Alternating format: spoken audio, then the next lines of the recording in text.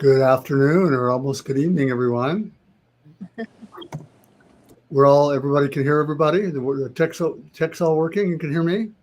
I can hear you. I can hear you. I can hear you. Great. You. Aloha, everyone. Yeah, aloha to you. Aloha Kauai as Aloha. people log in and we start our, how many of these have we done now? Is this our sixth? This Aria? would be our fifth. Fifth. Okay. Policy and politics. And we've talked to Congresswoman Tokuda, the ACLU, who I love, those guys over there have been on. Representative Kim Koko Iwamoto, kicking butt and taking names, and she's been on. Representative Amy Peruso, and happy to have both of you ladies on today, which we'll introduce in just 1 second.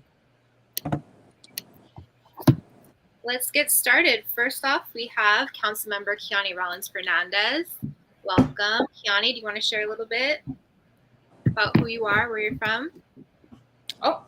Aloha nui. I'm Kiani Rollins Fernandez, Kupa Aina of Molokai. I'm currently our council member on the Maui County Council. I'm mother of two soon-to-be high schoolers this fall.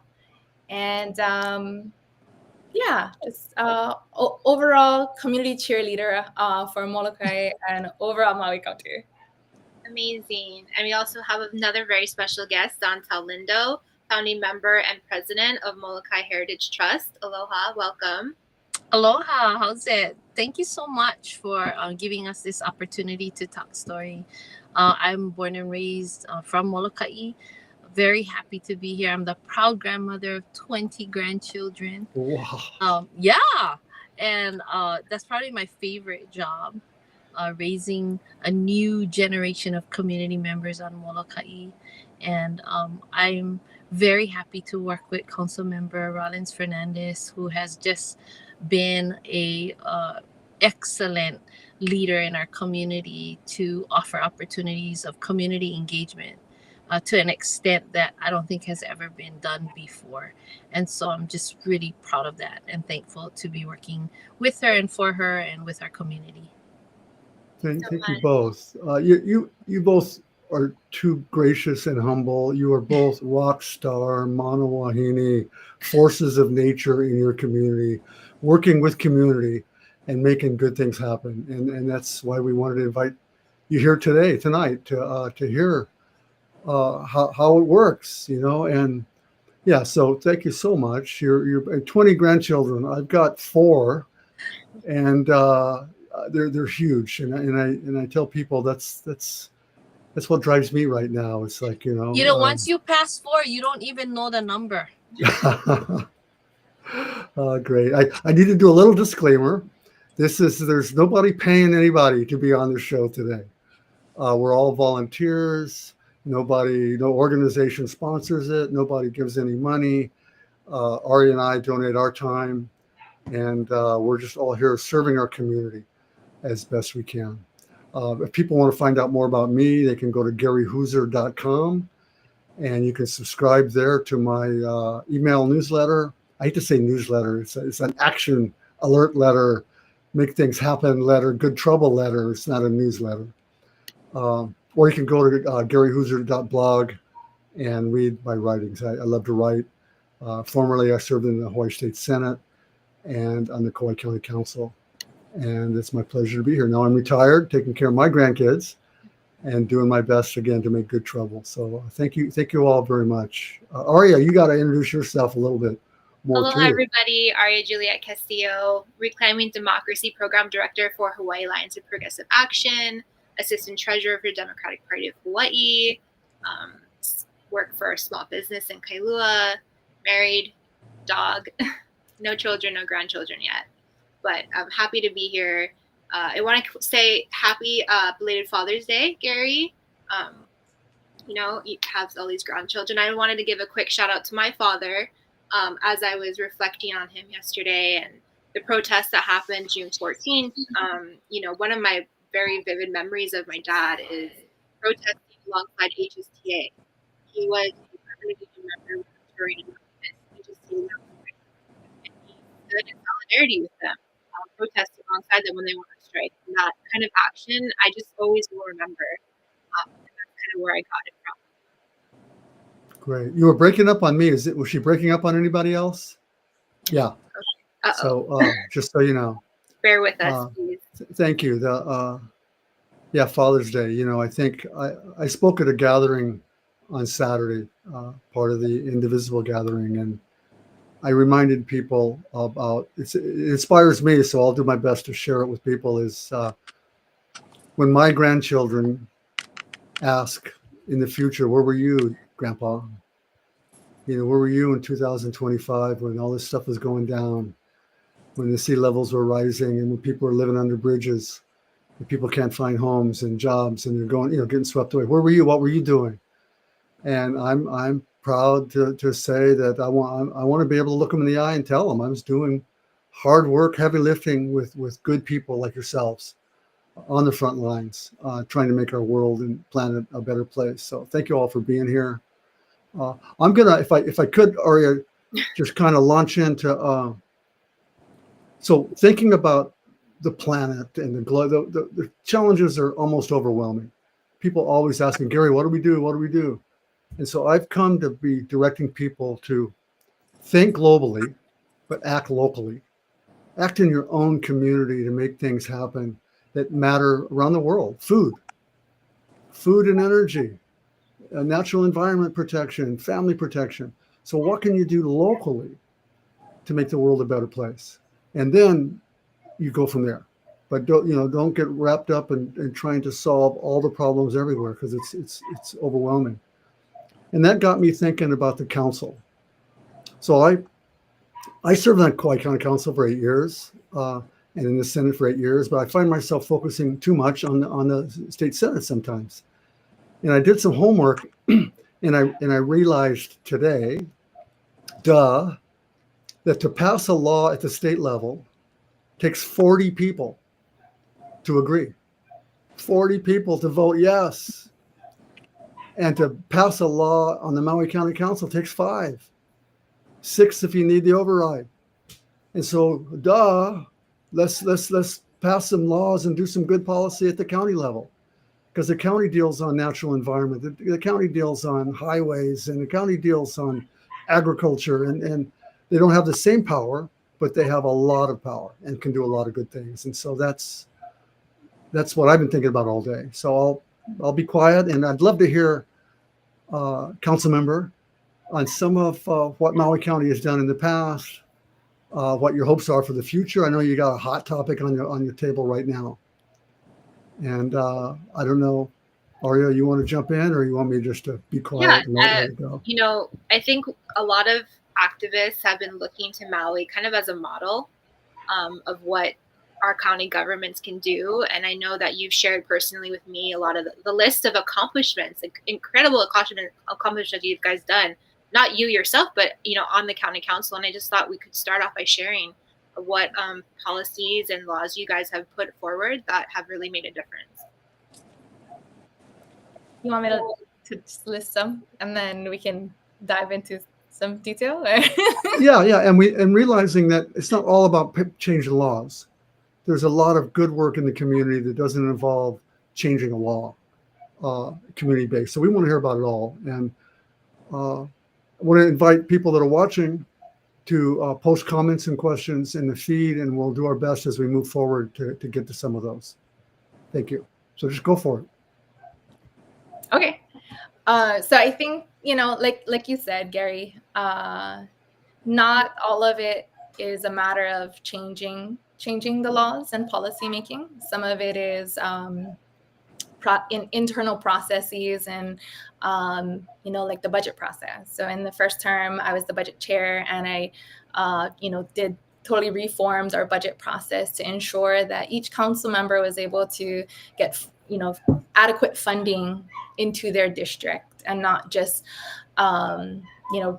stamp what the mayor proposes. And it really gave the council an opportunity to support its community in a more meaningful way.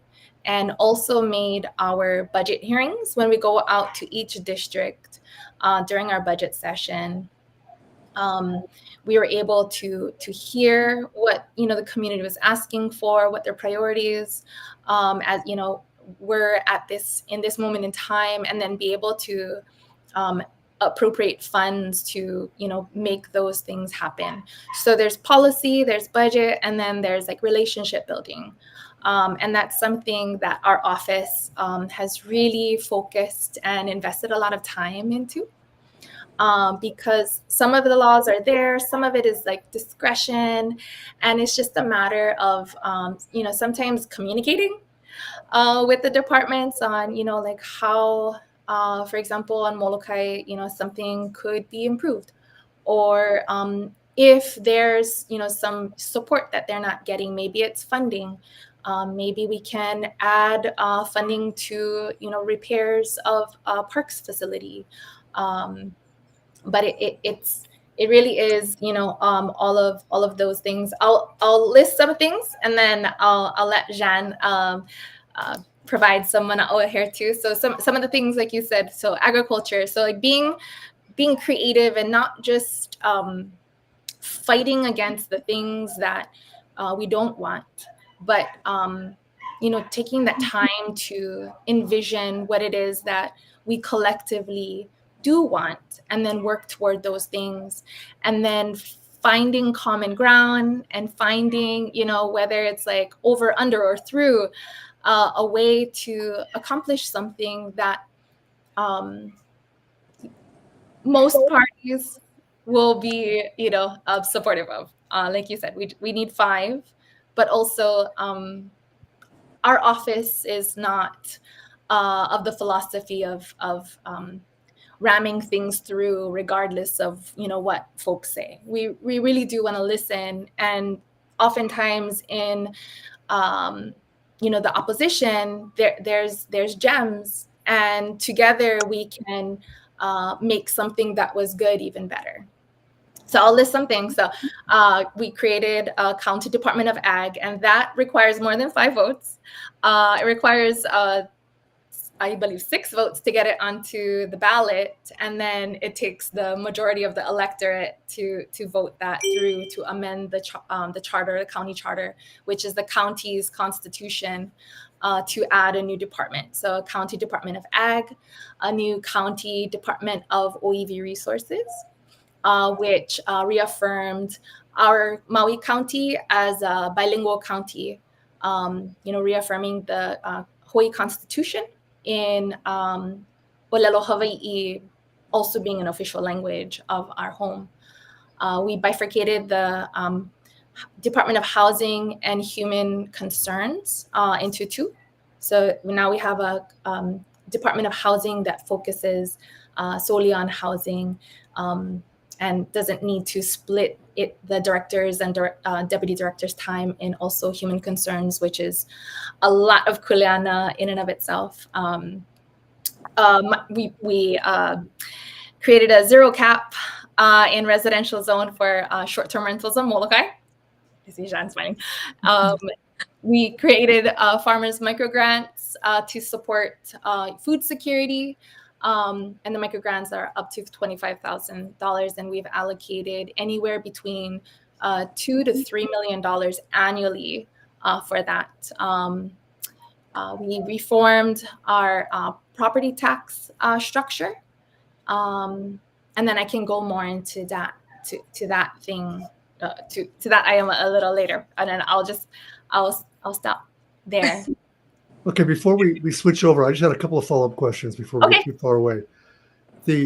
Why do you need a Department of Agriculture? I think Kauai County, we have an agricultural specialist under the Office of Economic Development. Why do you need that? And did you find it's been beneficial since you passed it? That's one question. And the other was, go ahead, answer that one. Okay. Sure. So when discussing the creation of the County Department of Ag, some of the pushback that we were getting was the concern that that department would try to regulate which is something that we hadn't that hadn't been the intention. The intention was to more support our farmers. So there's a lot of different ag benefits throughout our county code. So there's like ag water rates. There's agricultural dedication, so that you can reduce your property taxes. There's like under zoning, there's lots of different ag pieces, and so having a department that kind of consolidated some of that, Kuleana, putting the funding, the grants, and other support, under one department. And then that department just recently published our first food and nutrition security plan. Oh, great. So that we can also support our farmers that way. I think recently an article came out, and this isn't recent news, but the average age of a farmer is over 60 years old. So, supporting programs help our OPO, into agriculture. So dedicated support for agriculture. And the follow-up, and then I'll be quiet, the micro grants. So in the county budget, the county council set aside, you said $3 million or something, to dedicate toward micro grants for farmers. And most people, I don't think, realize is that most counties also support tourism. There's things in the budget to support the tourism industry, so why not support farmers? But so you support tourism also in on the budget as well. So you both. Yeah. So prior to the creation of the Farmers Microgrant, and some of the its origin story kind of came out of COVID during the pandemic, when we saw how in trouble we were if the barges, when the shelves went bare, and we're in not a good position for food security, and we really need to invest more if we're serious about food security. Before I got onto the council, every year there was $4 million that was invested into tourism, into Maui County tourism. And it was just like an automatic annual thing. And there was pushback on, just that amount of support going toward tourism, and especially without the same level of funding going toward investing in food security. And so we reduced the amount of funding going into tourism, especially I think we pretty much eliminated marketing and promotion for tourism type of activities. And then we did put funding toward tourism management. And, because as we know, a budget is a document of values, of community values. And investing in food security and our community is a large part of our values and what we need for the next generation. And micro grants would go like a farmer needs equipment or needs to put in fencing or they would then apply with the county, and they would evaluate that and give them a grant or not. So thank you very much for that added explanation. Don, can we hear a little bit about the work that you did on Molokai and the successes that you've had pushing forth policies in the community? Sure. Let me just backtrack a little bit. I think one of the advantages of being from here is that our community is so integrated in so many different ways that we have the ability to touch each other on multiple levels. So it's not factioned out where Kiani sits in her tower and then the Maka'inana or the farmers are in one side, or the fishermen are here. There's a bleeding into generational connections that happens here. So when we talk about policy, a lot of times I think the worldview looks at it as a bunch of rules to follow on a piece of paper. But for Molokai, in our community engagement, those policies is natural kuleana, things that we take to heart and we look in depth to the kualima or like 7 generations out from where we are. So when we're making the decisions for today, we're not just making it for today. We always are inherently looking at the decisions that are going to affect 7 generations down the line. And so when we look at community, maybe some people might call it politics or those kind of things, but when we look at it, it's really just a natural extension of the kuleana that we have been blessed with to take care of our aina that takes care of us. So when in the realm of where Kiani sits and she gets to move forward bills and policies and departments and processes that are going to protect our ability to steward that kuleana well, it's a portion of a bigger combined effort by our community on multiple levels to take up their responsibility and how we're going to navigate through that. And I want to go back to what you said about really concentrating on looking at yourself and where you are now in your space. And I think that's such a wonderful forward thinking, really beneficial thing as we approach this chaotic world right now, is if all of us did really great in our space, we tend to do really great things as an extension of our space as well. And so if I do well at being a community organizer or in little community organizations that I'm in, and Kiani and I are collaborating, and she does well in her kuleana as a council member, and then she touches you and other council members throughout the state, and they're doing well in their space. Before you know it, like, we've changed the atmosphere of the world. And so that's kind of how I see it. And if what you're asking is like to pinpoint a couple of how we did what we did or what we did, like, she's really humble, because in the last we've been together since 2019, since she took office, but from the very beginning. So aside from what she stated, I mean, we've created the Commission on Healing Solutions for Homelessness. We researched this. We're probably only one of 5 in the entire United States that has a commission in county government that actually deals with the homeless and poverty issue. And we're still learning. I mean, it's not the perfect solution, but it's something that was derived from a need and had community support. And here we are. I mean, she's done tax reform for kuleana and for kuleana lands and for different kinds of gaps that we have in our own state system as far as taxation. And all those things didn't come up just because she's brilliant. It came up because we're sitting there talking story to the aunties and uncles every day and realizing that they are having real problems.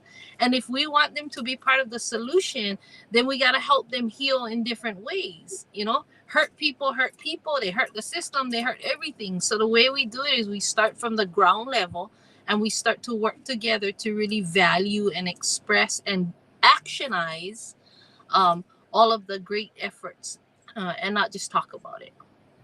And that goes back to building relationships. And that's like what Jeanne excels at.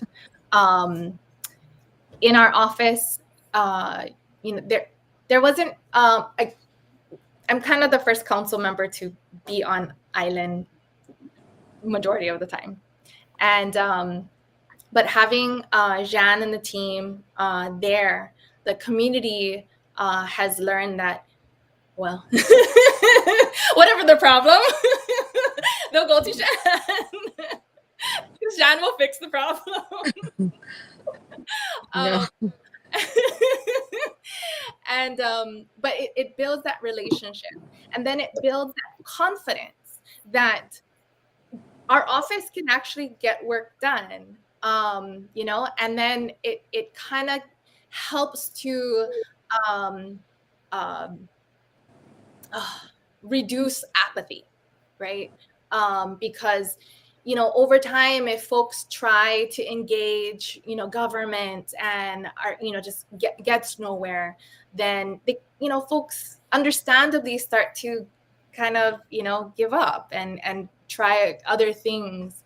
But when they feel like I went to the office, like, I spoke with Jeanne. She gave me clear guidance on like how I can improve the situation, or how we can work together, and I can introduce a bill, and then encourage them to testify on this bill that will help the situation for not just them, but others that may be struggling with the same situation.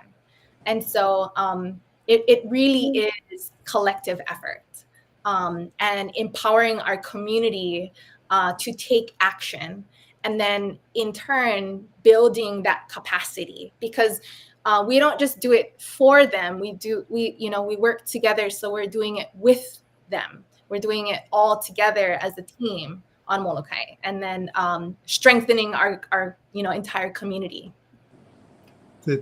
You both just totally inspire me. You really do. And I've been around for a while, and I've seen people come and go, and you really give me hope here today. So thank you for that. And I try to explain to people, and you just said what I believe to be true, is that we live in a place where community can have a personal relationship with their political leaders. And so if I live in your district, I should call you if I have a problem or an issue, or if I want to help. And that goes throughout all the islands, all the counties. And that's one bit of advice I hope anybody that's watching this. And not everyone is going to respond like Councilmember Keone Rollins Fernandez and Zan. But you got to ask. You got to reach out and ask. And so that would be the two questions I have for both of you. Is there's two basically citizen questions. One is, how do I fix something in my neighborhood, or how do I get help? And the other one is, how do I help you? What's the best way that I can do to get involved to support positive change? So those two questions, if you don't mind talking about that a little bit, and maybe some do's and don'ts. If there's people that you wish never would call you because of they're rude or obnoxious, or they're dealing with a state or federal problem or whatever, I don't know. But yeah, go ahead. Okay, I'll start this time and you can close it off. Okay. So I love that question, because I was gonna follow up, if you didn't ask that, with the idea that there is kuleana, or responsibility, on all levels of community, which includes the people who have the problem. I think a lot of times people elect you, or they put you in a position, and then they think that all their problems are going to be cured because now you have somebody there to answer.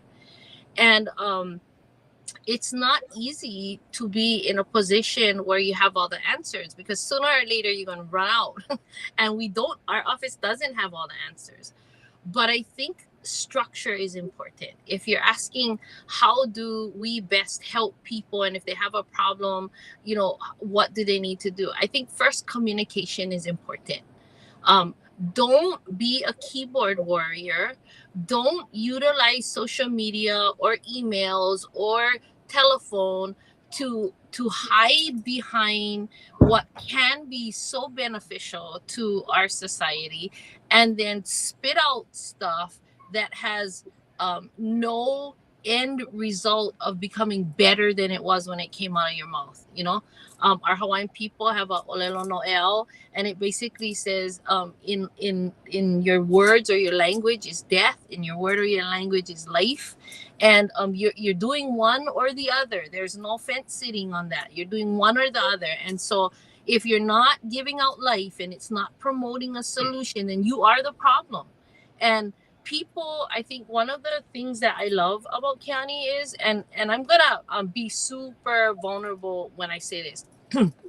When Keone and I first started, it was really difficult to, and I'm a lot older than she is. So I come from the school of like, let's set up a boxing ring, and if you have a problem with me, we'll duke it out, and then we'll all be good and hug each other, and we'll have respect, right?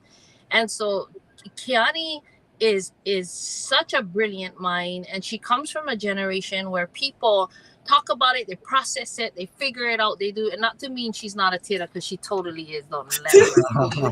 But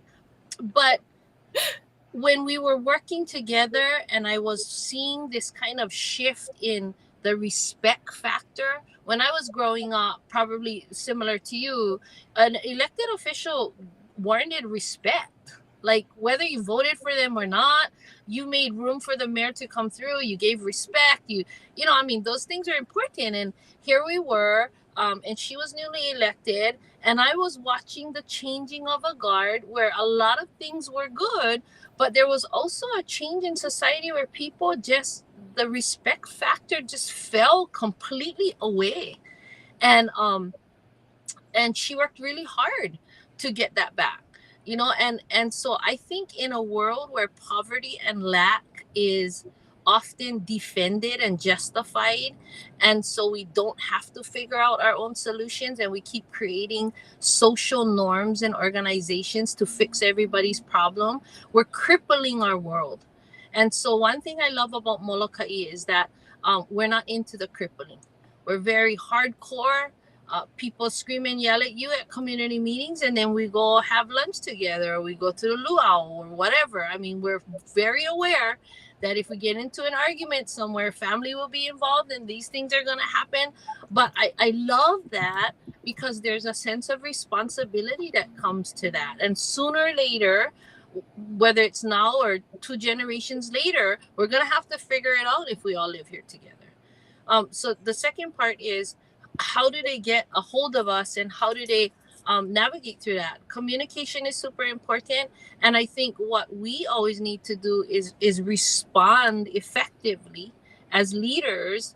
One of our major kuleana is to respond effectively, to have the respect to say, I'm really busy right now, but I'll get back to you, and like mean it and value everybody. And so just in closing, I'd like to say to the type of leader that we elect to be in a seat, it's not just about popularity, but it's about having that X factor. And I think working with Kiani, what I love is that she's the type of leader that really wants to empower the community. And so when she chooses what she needs, she doesn't choose it based on you have all the things I need. She kind of says, this is what our community needs, so let's find a person to fit there. And so in our office alone, we have an amazing cultural person who not just speaks the language, but is from here and like has vast knowledge of our culture. We have excellent admin staff. We are, I mean, it's just fully staffed with whatever she needs, and the ability to make relationships and really be effective in her leadership. So I love that about her. But go ahead. You took all the things. Okay, next question. No, I just add that like Jan said, everyone has kuleana. It may look different, but it's all important. And sometimes I think some people underestimate how important their kuleana is to the collective. I won't out anyone, but when community members that may or may not be related to me, I'm just kidding. When they'll complain, I'll hear them complaining to each other. And I say, if you call me and like tell me what the problem is, then we can work through it and we can figure out how to solve this problem. Because if it's something that you're experiencing, you may not be the only one. And so be the one to reach out and not just complain to the person on the side of you. But and then also if folks can offer how to offer the solution, like this is how it would help me. Sometimes that solution is also the solution for others. And then we, can help everyone just because, through that effort.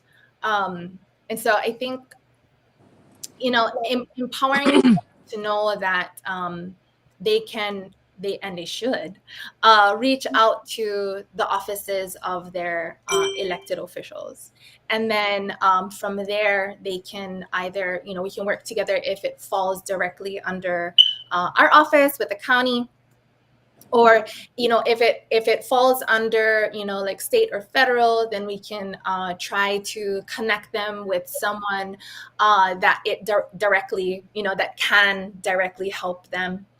And again, it's an opportunity to build relationships. Yeah. And one of the things that's really critical in building relationships, and this is something Jean has worked on for 20 plus years, is when we all know who's in charge of things, of agencies and departments, then when an emergency arises, we have an idea of that structure of what to do in times of disaster. And that's like I said, what Jean has worked on for 20 plus years is building those relationships. So when crisis strikes, we are not waiting for someone to come and save us. And I know that was a little kind of like curveball toward. We're just running our own show here. Like, No, it's good. It's good. It's good. I want to get into a little bit. I know that Maui County, they're currently dealing with short-term rental issues, but Molokai is effectively, they're not putting out any more permits for short-term rentals. And I believe that you both were involved in the Molokai community plan. How did that come to be, and how did you guys, pass this law that says you can't put out any new permits? How long do we have? No, just kidding. Okay, I can do this in a few questions. Okay, so it was expressed in the community plan, and then there was. How far back does this go? Is this something that's been talked about for a long time, or is this a more recent kind of thing that's been happening? The community plan provision. Mm-hmm. So it's not a community plan provision. It's under zoning. It's a zoning law that prohibits short-term rental use in a residential zone area. So while it was expressed in the community plan, additional legislation was necessary in order to enforce it, or to make it law, and then to enforce it.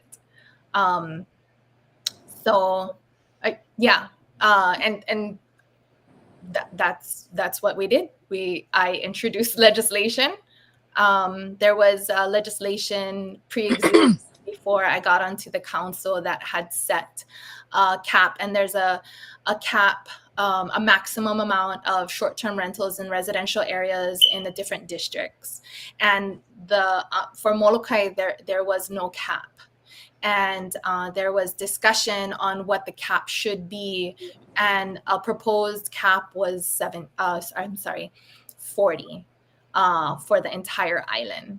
And then the community, came out, including now Representative Mahina Poipoi, and organized and testified before the council and the planning commissions, because any kind of zoning or land use legislation must go through the planning commissions, whichever district is involved. So we have a Molokai Planning Commission, Lanai Planning Commission, and Maui Planning Commission.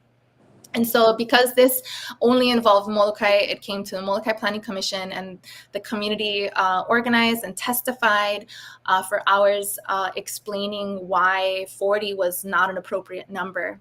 The following year, I got into the council and I amended that 40 to 0. The community came out and testified in strong support of that, and we passed it. Yeah, I want to add on a little bit to that and a little bit context. I think there was a misinterpretation that Kiani and I and advocates of the zero cap were totally anti visitor, and that we didn't want those kinds of things done on Molokai. I don't think that's an accurate statement. The sentiment of not having short-term vacation rentals, specifically in residential areas, was a concern of changing the way that we live in areas where we're raising our families.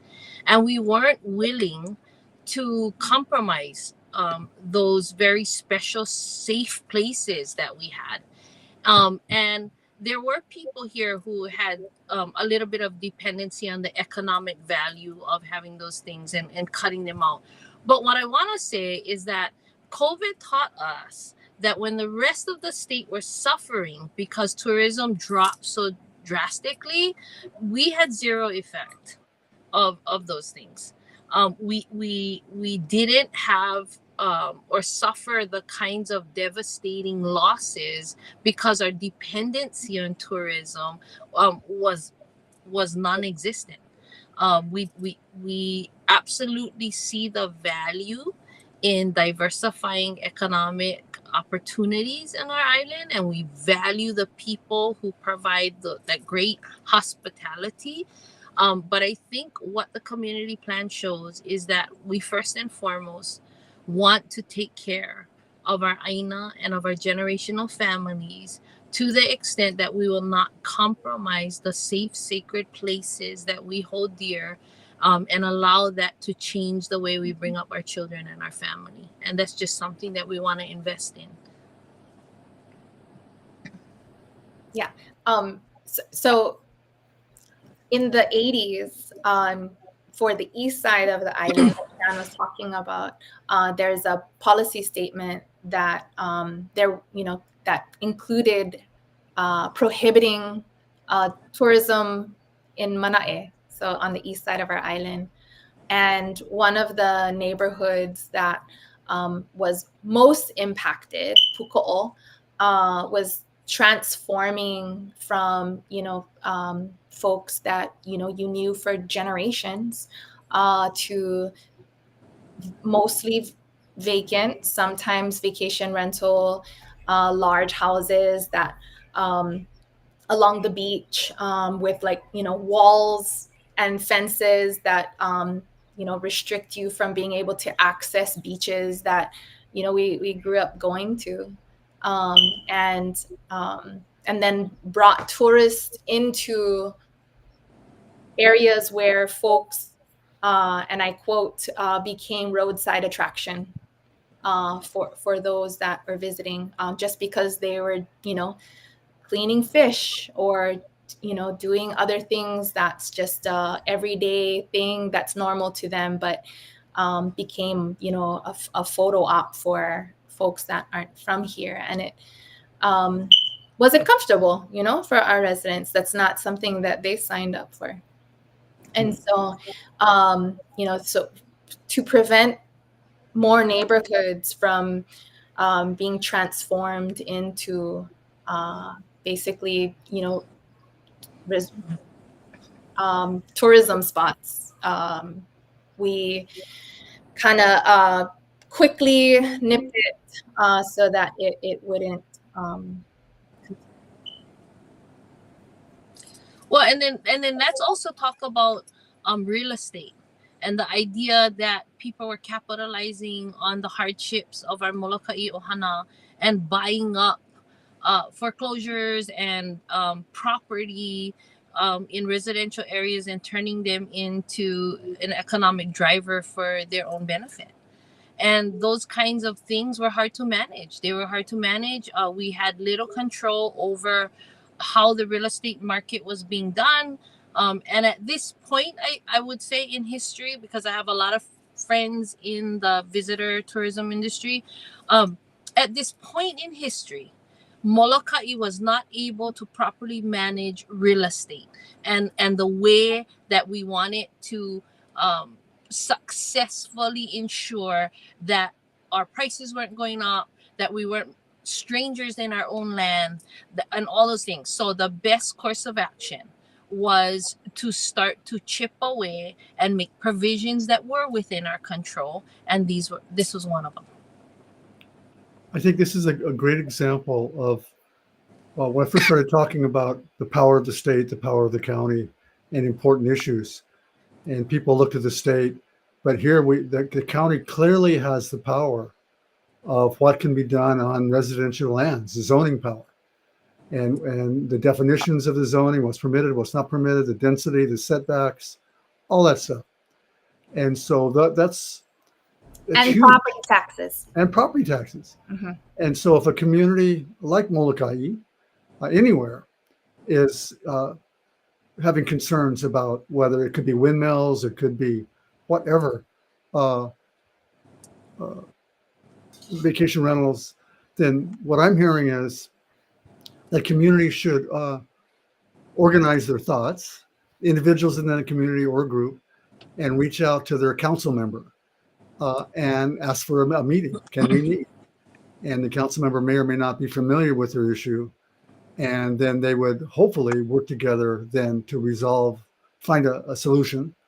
And then the community needs to turn out to support whatever solution is proposed. And I would take it one step further, and I don't want to put anyone here on the spot, but if it was me and I reached out to my council member and they didn't return my phone call, or they weren't responsive, or they didn't want to help, I'd be looking for a new council member to elect in that position, is what I would do. But we don't want to go down too far down that path, because I think there are a lot of good people serving in county government and state government too, who want to do the right thing. But unless you reach out as a community member and talk to them or develop a relationship and offer to help, you're not going to know. And everyone that should know, they have a council member for their district, everyone except Kauai County. Kauai County, all 7 council members represent the entire county. Maui County too. Yes, but yeah. But most places you can call and find out the council member who's responsible for your district. And it's important to call them up, get a small group, have a little get together in your garage, a carport or whatever, and talk story about the issues that are important to you. It could be speeding, it could be crime, it could be vacation rentals, it could be whatever. But there's enormous potential at the county level to resolve so many of these issues.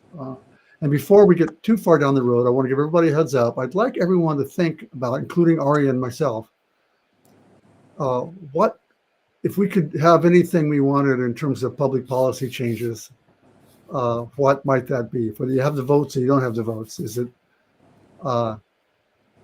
just think about that for a little bit. So if we were going to brainstorm here on public policy. Okay, while we brainstorm with that, I wanted to add on to what you were saying, Gary, Yes. about community organizing and working together with their elected officials or community leaders.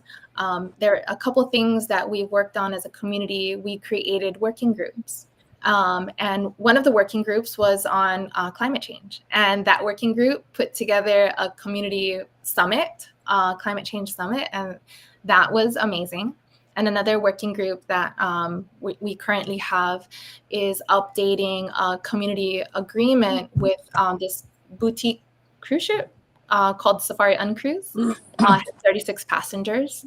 But in 2011, the Ahakioleo Molokai spearheaded the creation of this agreement that this corporation signed, saying that they would follow the rules that was set by our community, and they've continued to follow it.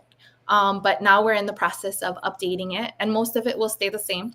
But we'll likely refine some of the things. And this Alaska-based company, just wants to continue to be invited and welcomed on Molokai. And so, with our Molokai community exercising its agency and prioritizing our authenticity and maintaining that, we're able to accomplish that. Great. It talks about partnerships, and in addition to community groups, some communities, counties have formal community associations and some don't. But in my experience, there's other organizations, HAPA, Hawaii Alliance for Progressive Action. You're on the board. Aria and I both connected to it. The Sierra Club of Hawaii, ACLU on Maui Tomorrow. I have a good relationship with those folks, and I know a lot of people doing good work, but the community and elected officials also need to reach out to them to ask for help. I think that's one of the big things is people don't know how to ask. Help. You need to ask for help, and it can happen. So super. Aria, do we have a list? Kiani, I also want to just talk a little bit about the hearing last week for Bill 9, which is the STR phase out process that Maui County is currently proposing, which is taking some of the inventory that's on the Minatoya list, the apartment district. There's a bunch of buildings, and they want to convert those units from short-term units into long-term housing. I believe initially most of the units that were built were originally intended for long-term housing anyway, and they kind of over the years have been transformed to short-term rentals, and we're just trying to make that correction. But I watched most of the hearing last week, and I just want to thank you for your courageous questions that you continue to ask. You did not let any of the testifiers go without answering key questions. Who is your realtor? Did they disclose this to you when you bought the property? Where do you live? And that, peppering of them is just so important for the community to really hear where these people are coming from, who they are, and what their intentions are. And I just want to thank you, because that can get exhausting, I'm sure. Yeah, housing continues to be such a battleground, right? All over Hawaii, but especially, on Maui, where a lot of housing units, whether they were intended or not for long-term housing, served as long-term housing, and we have a lot of anecdotal evidence to support that. I think Matt Chakowski did an excellent job presenting a lot of those statistics in the beginning of that meeting on June 9th, if anybody wants to check out what Aria was talking about. But there are over 14,000 short-term rentals in Maui County. Some of them are on hotel resort zone. Some of them, or basically half and half, are in hotel resort, and then half of them are in apartment zone. And so what Bill 9 would do is remove that ability to short-term rent in apartment zone. And so it wouldn't necessarily, we're not exercising eminent domain and forcing any of the units to be used as long-term rentals or owner occupied, so residential use versus tourism and visitor use. But what we're hoping to do is correct the housing system. It really got out of control, especially after Airbnb and VRBO had created online platforms, and then units that were lived in by residents are now being used as investments. And when you're using housing for shelter, you just can't compete with people who are using housing for profit.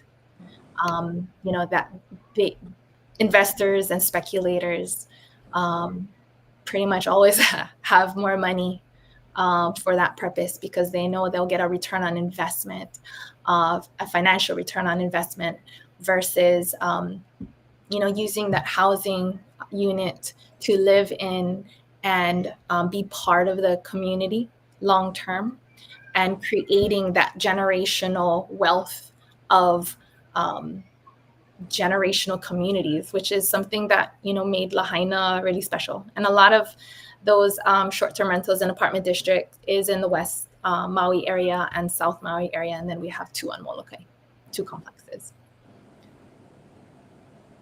And so that meeting will reconvene this Wednesday at 9 o'clock, 9 a.m. to 4:30, and the Housing and Land Use Committee meeting. Thank you so much, Kiani. And I really believe that, the testimony and your position in the Maui County position really isn't versus tourism. There's no one is saying that, that this is an anti-tourism bill. This is pro-community, pro-housing our people. and just the numbers. Again, I'll definitely put a link in the show notes from the presentation from the administration, because it's just really eye-opening to see, we know how many units we need to address the housing crisis, and we know that it would be absolutely impossible to build our way out of it, no matter what, even in the developers' wildest dreams, they wouldn't be able to meet this in the next 50 years. Mm-hmm. Yeah. Can The I add presentation showed how many years it would take to build that many units that we would be phasing out, and also the water, the amount of water that's being used for this tourism use, and just the egregious use of tourism, staying in these units versus residents. I think the presentation really showed that, juxtaposition. Jen. Well, I was just going to add in that if we tore away, like we took away all the layers of the self promotion or self benefit from just this topic in general, and we were looking for the welfare of Aina and people in Hawaii, I don't think this would be such a big problem. I think one of the and the best way that I can describe it is, if you're a believer in eternal life, then you should never have stress, because in the spectrum of eternal life, 20 years of trying to figure out something means nothing, right? Same token, when you move here from away and you buy a house on an island, I think you're still in the concept that you live on a continent where you can just drive away if you fail at that. We live on an island surrounded by water with limited resources, and people who move here need to start taking up responsibility in understanding that we have limited resources, limited space, and limited opportunity to be able to take care of those resources for generations to come. This is not a matter of, do I want tourism or don't I want tourism? This is a matter of, how do we take care of our resources and our inventory and our space so that we can thrive as a community. It doesn't have anything to do with ethnic background, nationality, or whatever. At the bottom of it all is, as humans, how do we expect to keep consuming land and extracting from the land, and at some point it not just become totally devastating? And I think in Maui County, we're taking the firm stand that we will not compromise on those things. Thank you so much. Again, inspiration to me personally, and I've been through a bunch of this stuff, but this is a real inspiration. And I want to remind the community who feel similarly that it's not over yet. And so if you live in Maui County, you should engage the issue and continue asking for how do you help? How do you support the work that you're doing? Because the pressure, I've been in rooms just like you guys have been, and the pressure is pretty intense, and it's gonna remain intense. And so our side, the people who feel and share the values that you've just described, Shan, need to be there. Yes. And Absolutely. And I want to thank Mayor Bisson for his unwavering commitment to this, regardless of the pressure, just understanding the vision and really prioritizing our community. He was the one who transmitted the bill to council for our consideration.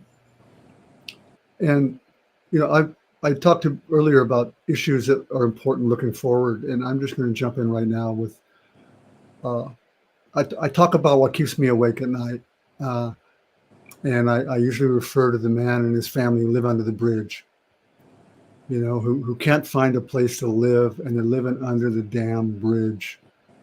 And meanwhile, they're surrounded by multi-million-dollar houses of people that aren't living there. They're empty or vacation rented.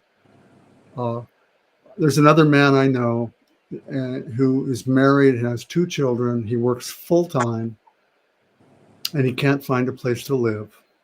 And so he's living in his car at the beach with his family. And there is no safe or legal place for him to park his car in Kauai County and sleep overnight. Not a campground to camp at, but just a place to sleep. A place where we can go to the bathroom, maybe take a shower, and then get up the next day and drive to work. and that is a minimum that we owe our people here. And if it requires, people who are running businesses and consuming housing and driving the prices up, if it requires them to find somewhere else to go, I don't want to be nasty here, but that's why lawmakers in the community need to step up and say, no, these are residential units. They were originally approved for and intended for housing. And let's put them in good use. So thank you so much for both of you. I know it's not over. Anyway, that's my story.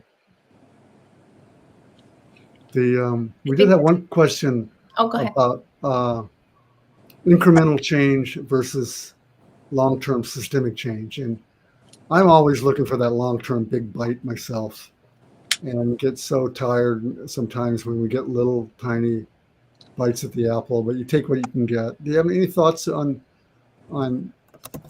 some systemic big stuff that we could pursue? Or Yeah, I think a couple things. Well, three things, and then I'll make it quick. One, as far as like structure, our county, one of the first things that we did in our first term was change the county charter to stop the revolving door and to create term limits for council members and for the mayor. And then that way we lift up the next generation and really build capacity within our community. Because if we don't build capacity, then there will be no one to fill the seats for the council and the mayor. So it really, falls upon us to do that work and not just expect the same person to continue being the council member forever and ever and ever. And I'd love to see term limits at the ledge and year-round session as well, just like how the councils do. We have session year round, and now that there will be adjustments to the salaries of the state legislators, I think that they can do the work year round and not have these 5-month sessions, which are just too short to really take up the big things. The two other things that we've worked on in our community is INABAC and Energy Back. And with energy, we see Molokai having 100% renewable, clean energy that's owned by our community, generation and transmission. And for our INABAC, with the Molokai Heritage Trust, looking at really being the ones, like Jan was saying, that controls our destiny. And that is with our Aina. To ensure that our Aina is treated as our eldest ancestor, as our Aina is. And so really uplifting the community and watching them do that work is one of the things that keeps me up and keeps me inspired. And it fuels my fire. And that's why a big reason I wanted to bring Jan on, because she's really been spearheading a lot of that work. And it makes me well up with tears. So I'll stop. Good. Before you jump in on the term limits, just to clarify, most councils have term limits, but you could sit out and then go back. So you serve for 8 years on Kauai, you can sit out 2 years and then run again for another 8 years. So the terms are 2 years. So for us, it's 5 2-year terms. Kauai is 4 2-year terms. Big Island's 4 2-year terms, and Honolulu is 2 4-year terms. And you can come back and run again for there's a word consecutive in there. You just remove the word consecutive, so it's not for. So you removed the word consecutive on Maui. That's it. That's all you do. That's it. Yeah. Easy peasy. Yeah. And I want to give a shout out to term limits. I didn't always support term limits. But I've come around to realizing that there's lots of ways to serve. Just because you don't serve in public office doesn't mean there's not lots of valuable ways for you to serve, and we need to make space. We need to step back so others can step up. So thank you for that. Shan. Well, let me just say that I'm going to have to leave right after this, but I'm so grateful for this opportunity and you guys taking interest and just letting us share our heart. I think that when we look at incremental versus this long-term, really transformative change, I'm real big on like the questions that people ask and where that comes from. And so I guess my answer to that would be incremental in the concept of Molokai decision making is it looks more like what is necessary at the time. It's not based on a political will or a strategic kind of agendas of one particular party or the other.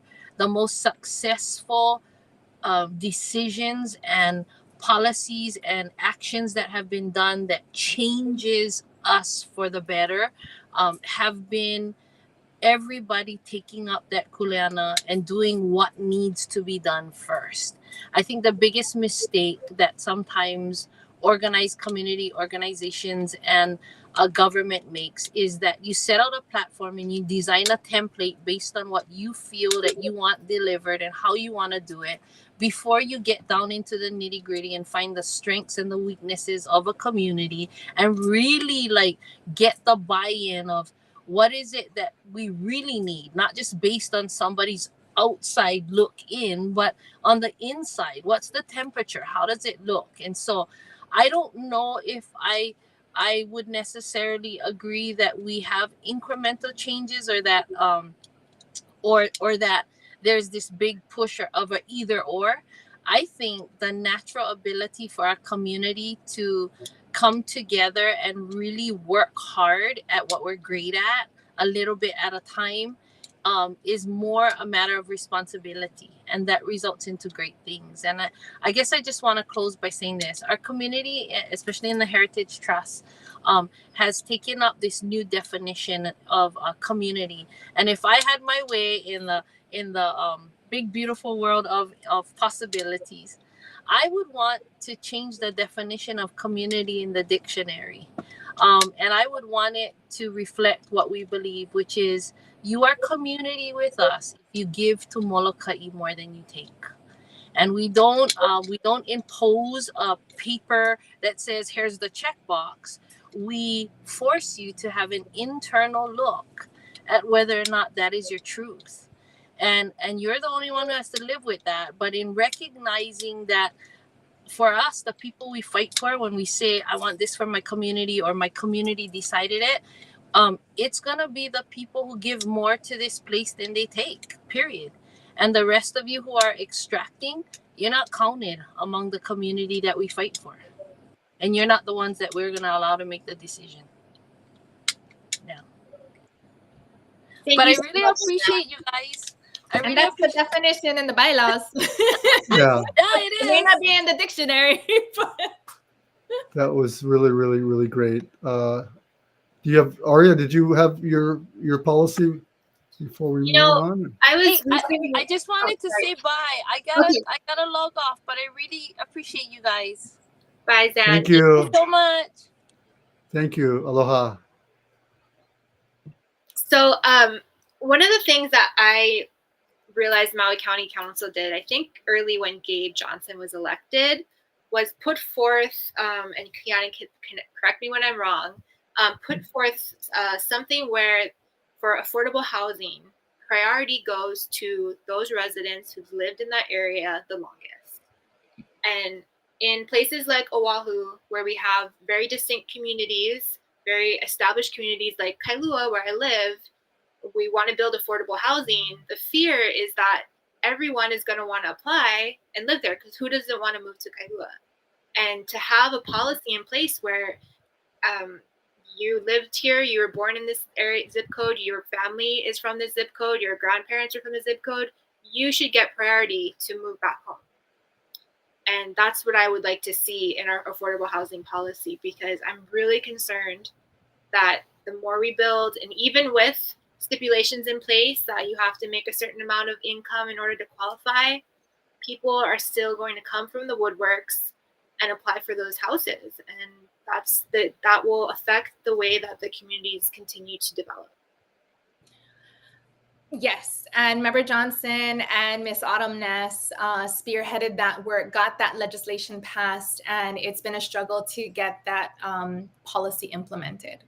But with the Lahaina Community Land Trust, they've identified software that helps to implement the program. So anyone interested in that type of policy and interested in how to make that work should look to Lahaina Community Land Trust, because they're making it happen now. It is possible and it is legal. They did that research to ensure that this preference policy withstands like legal challenge and will be able to benefit the community as you're describing, Arya, because the true generational wealth, that vai is that connections and that relationships that we build up over generations, and that kuleana to each other and to our aina. Yeah, this is a fabulous conversation. We can go on forever. The example of what the council member did on the housing policy is a great example of what I call workarounds. Because I know a lot of people will say you can't do that. It's a constitutional. You can't limit. You can't. Well, yes, we can, if we do it this way. And so creative lawmaking, if you would, or just looking at the problem. You go through it, you go around it, you go over it. I think you mentioned this earlier. There's different ways to solve the problem and do it within the law, and that's a good example of it. No, I'm not going to take no for an answer, is what he said, and I'm going to figure it out with working with community and figure it out. So that's great. Sometimes capitalism perverts our laws. Yeah. As well as the patriarchy. And so we have to reclaim our laws for its original intent, which was to benefit everyone. Being creative in, what the laws state, that, I'll stop there. Yeah, I like the definition of community given also. That was a great one. Kiani, before we say a hui ho, do you have any closing thoughts for us? Oh, so many. Yeah, or the people, people want to know how do I help? How do I serve? What can we do? How do we help you? Oh my goodness. There's so many boards and commissions that everyone should apply for. There's state boards and commissions. There's county boards and commissions. Contact your, council member if you're interested in any of the county boards and commissions. There's the Board of Water, water supply. There's the, what is that? Oh, shoot. Planning commissions, and they make the determinations on land use, on SMA, special management area, exemptions or permits, major, minor. There's our East Maui Water Authority, which member Shane Sanensi spearheaded. And we're definitely going to need help, especially with like zoning and land use changes. Member Paulton spearheaded, increasing the deed restrictions on ensuring that housing stays affordable. And also introduce legislation to create a deed restriction for owner occupied. In receiving the pushback on Maui, one of the things that we did was funded a pilot project for Molokai for a voluntary deed restriction program. And then that, similar to like Crested Butte and Eagle County, those ski town resorts. And so we don't have to reinvent the wheel. We can look around and see, what's been working, and then adapt it to what makes sense for us, which is, a lot of what we've been doing, and just being creative and working together. Solidarity is the way to go, especially in today's day and age. And I guess, whatever the problem, community is the answer. Wow, Kiani. Thank you so much. Thank you. I know how busy you are. We're all busy, but you're doing great work in your community and impacting the entire state. Without exaggeration, you are. Maui's leading, and you're part of that leadership, Maui County, Molokai. So thank you so much, and thank you for bringing My secret weapon. your secret weapon. Yes, yes. Yes. He was awesome, totally awesome. Good luck on the hearing on Wednesday. We're going to be watching, and I think we're going to make some real meaningful change. Absolutely. And next week, Monday at 6 is my town hall meeting. That's also something that folks should demand of their elected officials, to have more regular town hall meetings, whether they're monthly or quarterly or, even like twice a year, something. They should expect that. I think our community should demand that of our leaders. So if you got one more minute, I meant to ask you this. We're mostly here talking to community, but there's a whole bunch of other council members out there, some of them brand new. Councilmember Fern Holland, who is just a fabulous representative on Kauai. But there's others, and you've been doing this for a while. You were chair of your finance committee. You've been through some really tough battles. You worked with the community.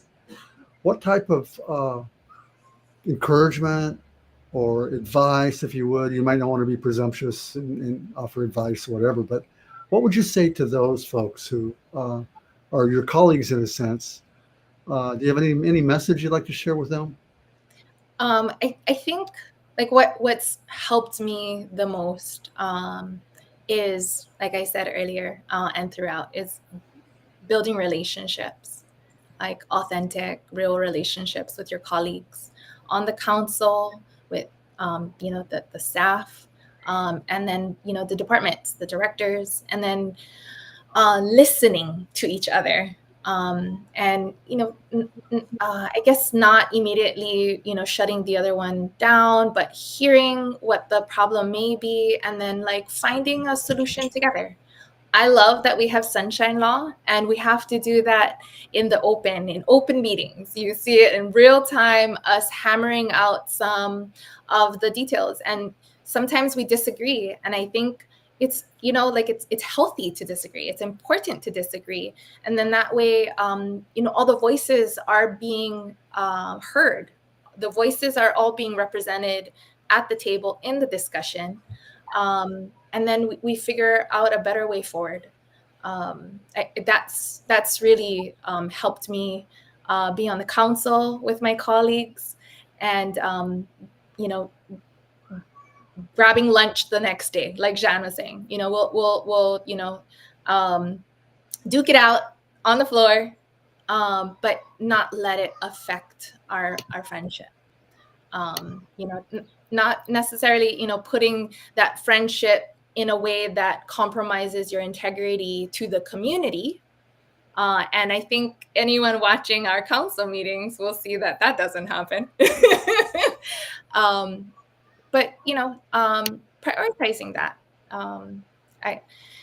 I love all my colleagues on the council. Even though we disagree, and things may get heated sometimes. I know that each of my colleagues come from a good place, and they're trying their best. And, it really is an honor to, work alongside them to represent our community.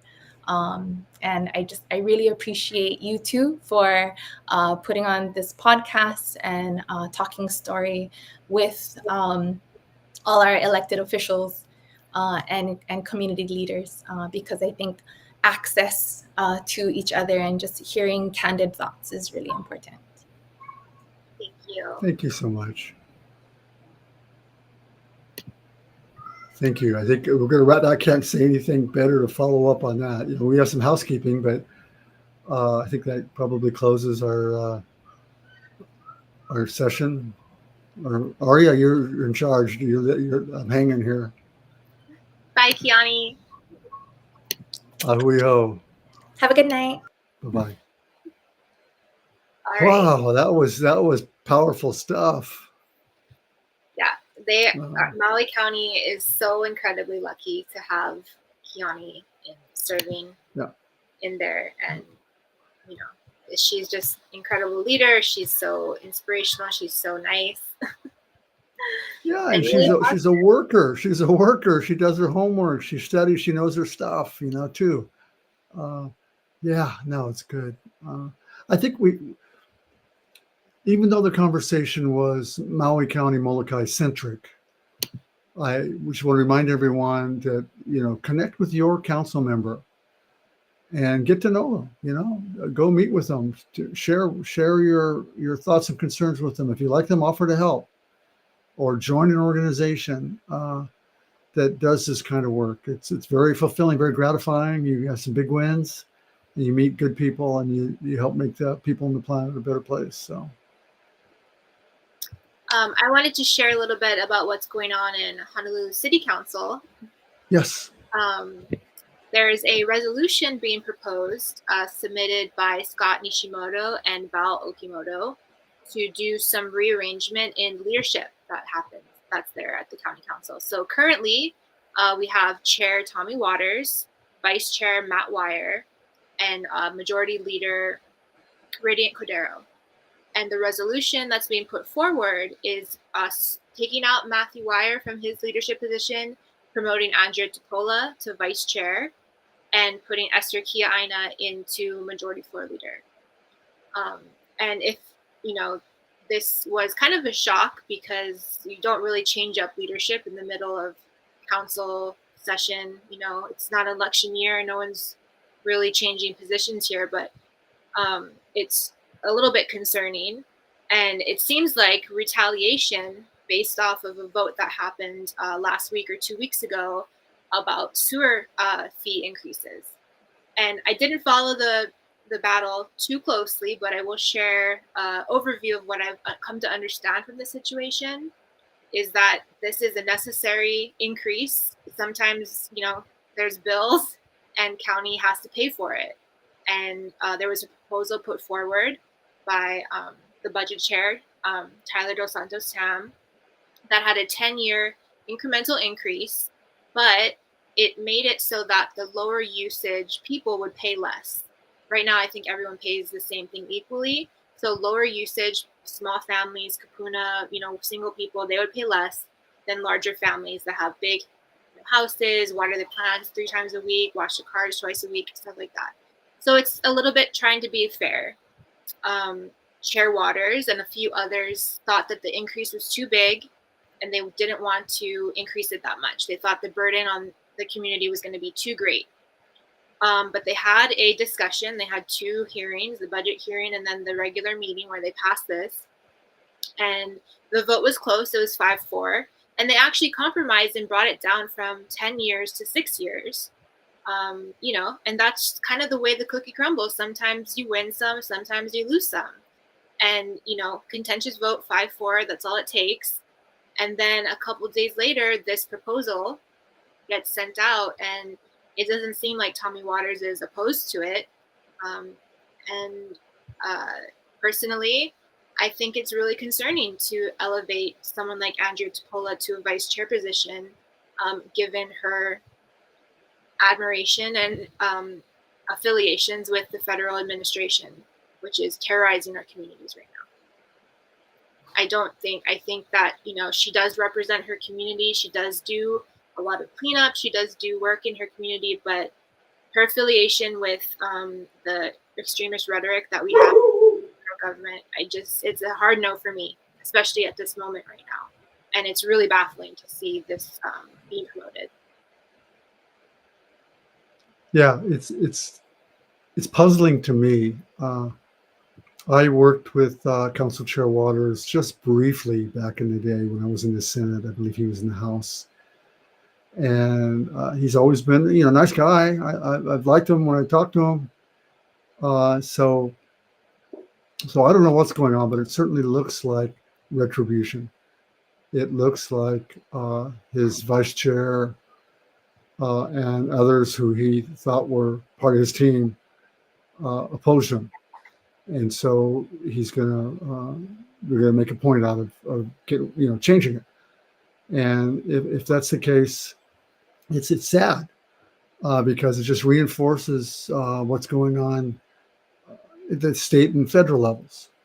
Instead of having the dialogue, doing your homework, and let the votes fall where they may, everybody votes with their conscience and accepting the results and moving on.